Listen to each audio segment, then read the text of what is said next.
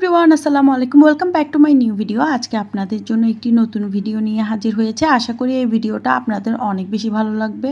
আপনাদের সাথে শেয়ার করব খুব কম খরচে আপনারা নিজেরা ঘরেই তৈরি করতে পারবেন কামিজ, এবং কামিজের সাথে লেস দিয়ে খুব সুন্দর করে ডিজাইন দিয়ে কিভাবে ঘরে সেলাই করবেন। তো আজকে গজ কাপড় দিয়ে কামিজ সেলাই করব। তো এখানে 2.5 গজ মতো কাপড় আছে। তো আমি কামিজের জন্য কাপড়টা কেটে নিচ্ছি, আর এটা আমার প্রতি গজ নিয়েছে 65 টাকা করে। একটা কামিজের জন্য এখানে 3 গজ লেসের প্রয়োজন ছিল। তো এখানে লেসের প্রাইস ছিল 35 টাকা করে। আপনারা শুরু থেকে দেখলে বুঝতেই পারবেন আমি কামিজটা কিভাবে কেটেছি, এবং এখন কামিজের হাতগুলো আমি কেটে নিচ্ছি। যেহেতু আমি আমার এক ছোট বোনের জন্য এই কাপড়টা সেলাই করতেছি, তো আমি ওর মাপ অনুযায়ী কাপড়টা ভালোভাবে কেটে নিয়েছি। আজকে 2টা কামিজ সেলাই করব, তো 2টা কামিজে আমি কেটে নিয়েছি। আমার সেলাইয়ের ভিডিও দেখে অনেক আপুরা আমাকে ইনবক্স করেছে যে আপু, আমরা গলা সেলাই করলে গলা সুন্দর হয় না, গলা কিভাবে সুন্দর করে সেলাই করব।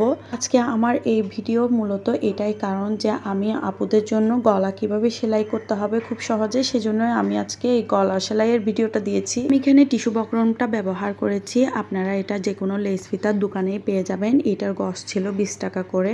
আমি একটা টুকরা কাপড় নিয়ে এই টিস্যু বক্রমটা গলার সাইজ অনুযায়ী কেটে এটাকে ভালোভাবে আয়রন করে নিয়ে বসিয়ে দিয়েছি। আয়রন করার পরে এটা কাপড়ের সাথে ভালোভাবে আটকে যাবে। এরপর আপনারা সুন্দর করে কেটে নেবেন এবং কেটে নিচের অংশটা ভালোভাবে সেলাই করে দিবেন। এরপর কাপড়ের উপর বসিয়ে আমি যেভাবে সেলাই করতেছি আপনারা এভাবে করেই সেলাই করে দিবেন। যেভাবে সেলাই করছি এভাবে করে গলা সেলাই করলে আপনাদের গলার ফিনিশিং সবসময় অনেক বেশি সুন্দর হবে। আর আমি এখানে একটা চাপ সেলাই দিয়ে নিচ্ছি। এই চাপ সেলাইটা আমি গলা সেলানোর পরে এই চাপ সেলাইটা খুলে নিব এবং আয়রন করে দিব, তাহলে গলার ফিনিশিং সবসময় অনেক বেশি সুন্দর আসবে। আশা করি আমার এই ভিডিওটা দেখার পরে আপনাদের প্রবলেমটা অনেক সলভ হয়ে যাবে। গলা কিভাবে সেলাই করবেন এটা আশা করি আপনারা বুঝতে পারবেন এখন।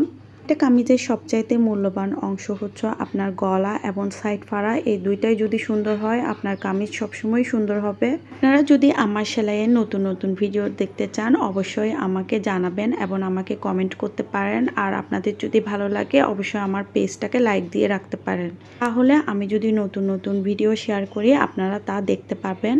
নেক্সট টাইম আমি আপনাদের জন্য আরও সুন্দর সুন্দর সেলাইয়ের ভিডিও নিয়ে আসবো এবং বিভিন্ন ধরনের ডিজাইন শেয়ার করব, যাতে আপনারা খুব সহজে সেলাই কাজটা শিখতে পারেন। আর যাদের লেস লাগাতে সমস্যা হয় তারা এখানে দেখে নিতে পারেন যে কিভাবে লেস লাগাতে হয়। আসলে লেস লাগানোটা খুব সহজ, আশা করি এটা সবাই পারেন।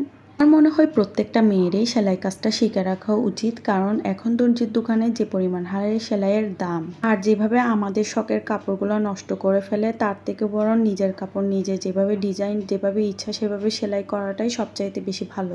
যখন খুব ছোট ছিলাম তখন আমি দেখতাম যে আমার আম্মু বিভিন্ন জনকে সেলাই শেখাচ্ছিল, তো আমি ছোট থেকে দেখে দেখে এই সেলাই কাজটা আয়ত্ত করে নিয়েছিলাম এবং শিখে নিয়েছি। আপনারা যে বর্তমানে আমার মেশিনটা দেখতেই পারতেছেন, এটা হচ্ছে আমার আম্মুর। এটা আমার জন্মের আগে থেকে এই মেশিনটা, এটা আগে ছিল হাত মেশিন, যেটাকে আমি পা মেশিন করে নিয়েছি, আর এটাতে আমি মোটর লাগিয়ে নিয়েছি। এই মেশিনটার সাথে আমার অনেক আবেগ এবং অনেক ভালোবাসা জড়িয়ে আছে, আর এটার মধ্যে আমার আম্মুর ভালোবাসা আছে। আমি এই মেশিনটাকে আসলে খুব বেশি ভালোবাসি। অনেকে আমার বাসায় আসলে বা যারা যারা আমার পরিচিত আছে তারা আমার বাসায় আসলে আমাকে জিজ্ঞেস করে যে আমার এই মেশিনটা এত পুরনো কেন। আসলে এটা যেহেতু আমার আম্মুর হাতের মেশিন এবং অনেক পুরনো মেশিন, যেটা আমার জন্মের আগে থেকে আমার আম্মু ব্যবহার করে আসতেছে, তো মেশিনটা তো অবশ্যই পুরনোই হবে, তাই না? তো যাই হোক, দেখতেই পারতেছেন আমার কাপড় সেলাই করা শেষ হয়ে গেছে, আর আমি আপনাদেরকে দেখিয়ে দিচ্ছি যে কাপড় সেলাই করার পর আসলে দেখতে কেমন হয়েছে। অনেকে আমাকে বলতে পারেন যে কাপড়ের সাথে গলার পট্টিটা আসলে তেমন একটা মিলে নেই। আসলে গলার পট্টিটা দেখা যাবে না আপনারা কাপড় পরার পরে, যেহেতু কাপড় কাটার পরে কাপড় অনেক কম ছিল, তাই আমি এখানে অন্য আরেকটা কাপড় থেকে কাপড়ের পট্টিটা দিয়ে জোড়াটা দিতে হয়েছে গলা সেলাই করার সময়। এই কাপড়টাতে 2.5 গজের একটু বেশি কাপড় ছিল, যার কারণে এখান থেকে কিছু কাপড় বেঁচে গিয়েছিল। তো আমি ওর ভাগ্নির জন্য একটা ফ্রক সেলাই করে দিয়েছিলাম।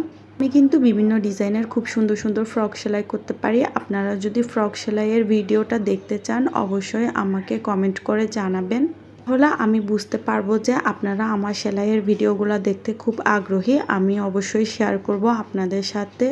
আমি জামার হাতাটা একটু পাকিস্তানি স্টাইলের দিয়েছিলাম, আসলে ভিডিওতে তেমন একটা বোঝা যাচ্ছে না। তো আমার ভিডিও যদি ভালো লাগে অবশ্যই লাইক কমেন্ট এবং একটা শেয়ার করে দিবেন। আর আমার ফেসবুক পেজ থেকে এই ভিডিওটা দেখতেছেন অবশ্যই পেজে একটা লাইক করে দিবেন, আর যারা ইউটিউব চ্যানেল থেকে দেখতেছেন অবশ্যই আমার চ্যানেলটা সাবস্ক্রাইব করে দিবেন। আজকে এই পর্যন্ত, আল্লাহ হাফেজ।